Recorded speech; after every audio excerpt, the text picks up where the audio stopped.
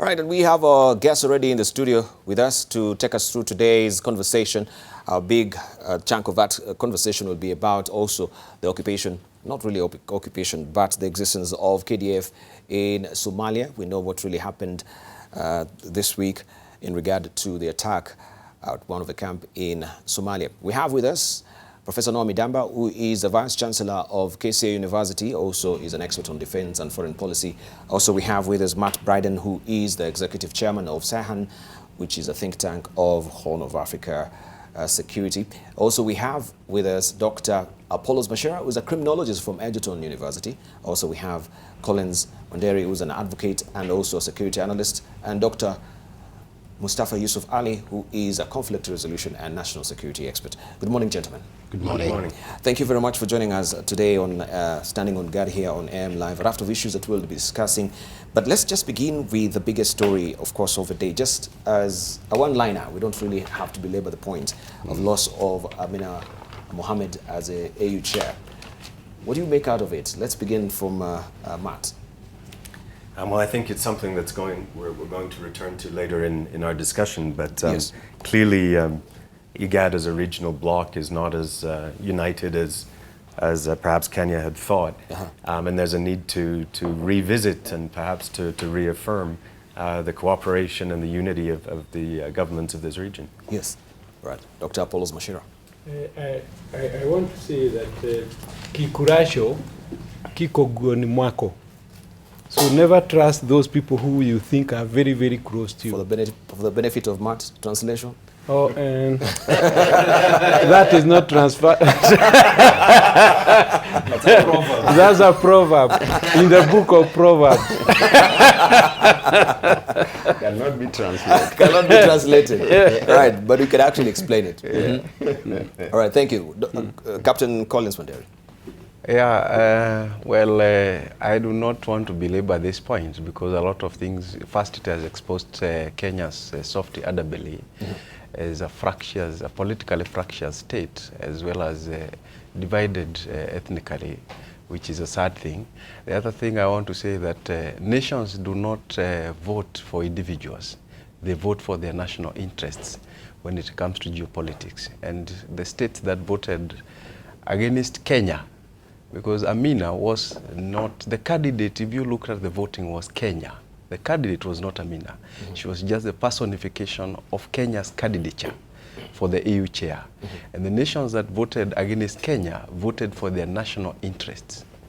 And we must respect that. Thank you. Yeah. And looking at the editorial cartoon today, according to Munene over there, you can see that is Faki now standing on top of that ballot box.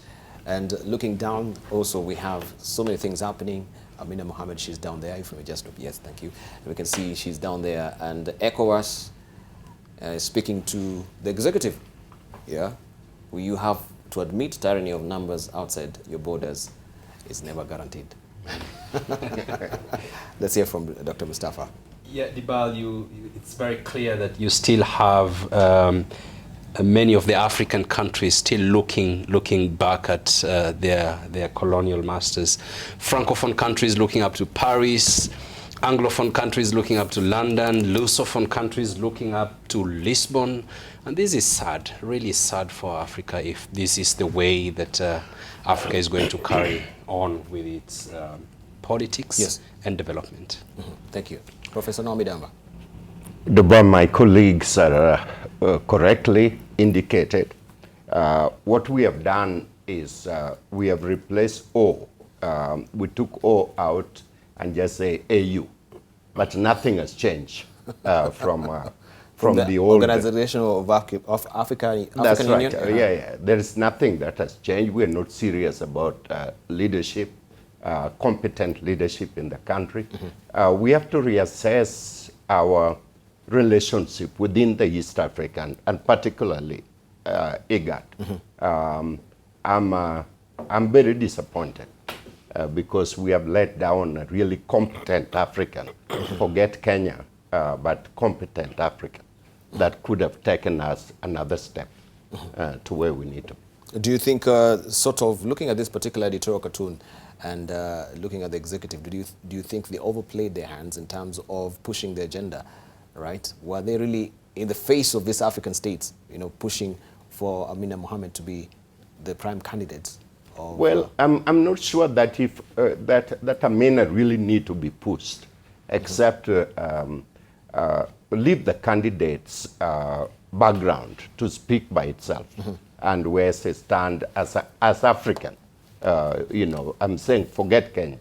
But nevertheless, people needed to look beyond their border. And in this case, we're talking about national interest. National interest is a continental interest. Yes. Africa has to work in unity. Otherwise, forget it. We're going to be exploited forever, and we're going to be a basket case, given the Trump agenda that is coming down. All right. Okay, we have also a story, I think, that could be, as we say, maybe about the bandit economy. Because we know that everything is really interwoven. We've had also, again, the former Chief Justice reiterating that Kenya is a bandit economy. How does this corruption and also security, how do they interplay? If we may hear also from Dr. Apollos Machira. Maybe coming twice from the former Chief Justice, whom I really respected. Before he left, when he was in office, he said the same thing. Yes. 7 months after he left the office, he has repeated the same thing. So we need to interrogate, because Chief Justice Willy Mutunga is not foolish. I have every respect for him. So what he says should be interrogated instead of us now abusing him the way we do abuse. So we need to be serious about that, and we need to know whether is he talking the truth. Otherwise, we can't hide the truth.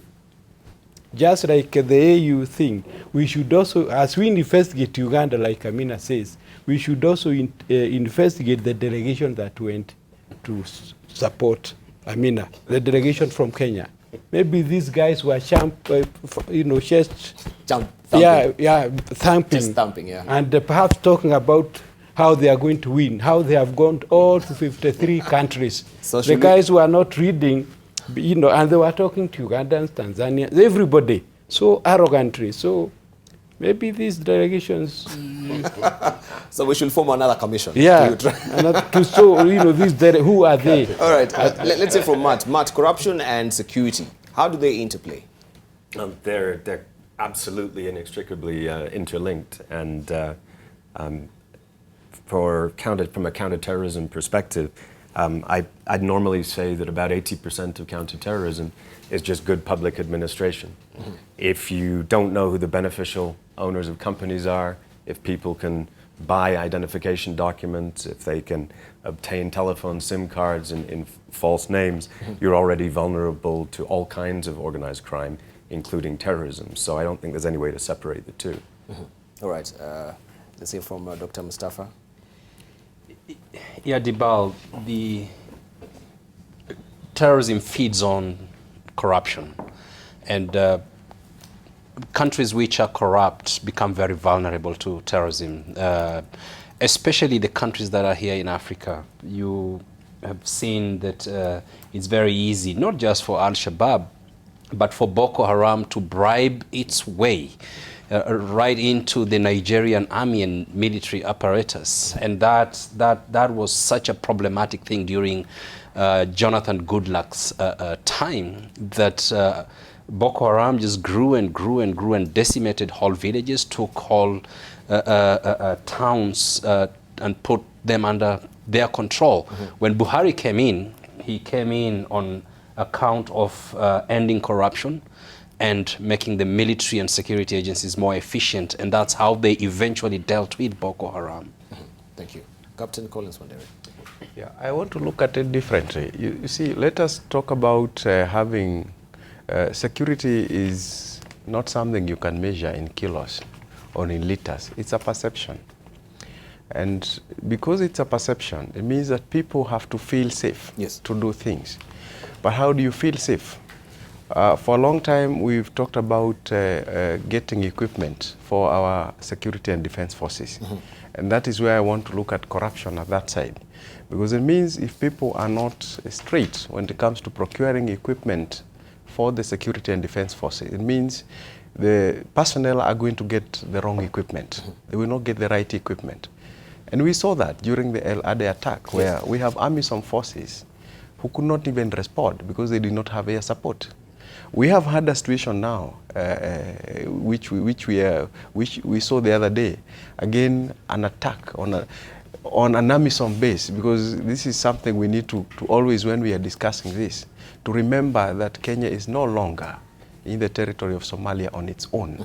It's there at the AMISOM. So any type of response that is supposed to be given to support those elements there is supposed to come from the AMISOM command, not from the command in Nairobi. But when you have a situation now where the AU itself is receiving a lot of aid from other bodies and other countries, but they need to explain what are they doing with this money? Are they buying equipment to support the people who are on the ground? All right, thank you. Yeah. Professor Noah Midamba. Debarl, this is a subject that is really enemy number one of every Kenyan. It's eating at the very fabric that ties us together as a nation. It's leading to an incredible national debt. It is leading to ethnic strife in the country and disunity. It dislodges every logical things we can do as people. And therefore, we need to be serious. We need to be serious about corruption because corruption has touched every family in the country, every one of us that are working or not working. And therefore, we cannot continue to talk about it. We need to do something about it. Kenya cannot be classified as one of the most corrupt countries in the world. And then we are going out there in the world to compete with others. This is a deadly disease, a deadly enemy for all of us. Thank you. And we need to